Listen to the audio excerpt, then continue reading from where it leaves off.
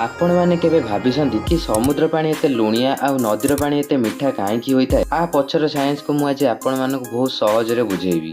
जेतेबेले भी वर्षा होइताए सेतेबेले पानी ग्राउंड ऊपर पड़िवा आगुरु एटमॉस्फेयर संगे रिएक्ट करिताए एवं एटमॉस्फेयर थिबा कार्बन डाइऑक्साइड जोगु एहा एसिडिक होइताए। एबे एही एसिडिक पानी तळे बसिला परे रॉक संगे रिएक्ट करी किछि मिनरल एक्सट्रैक्ट करिताए, जहा कि एहा नदी पानी साहाय्य समुद्र रे पहुंची थाए।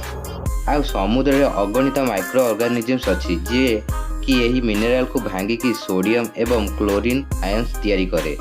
एवं आपण तो जानिथिबे एही दुई आयन्स मिसी सोडियम क्लोराइड एवं सहज भाषा रे सॉल्ट होइथाए।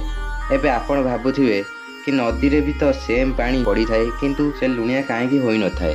एक्चुअली नदी पानी सबले फ्लो करि थाए जहा द्वारा सेही सॉल्ट जमा होई पारि न थाए, किंतु समुद्र गभीर रे यह वर्ष वर्ष धरि जमा होई थाए, तेणु समुद्र पानी लुणिया होई थाए।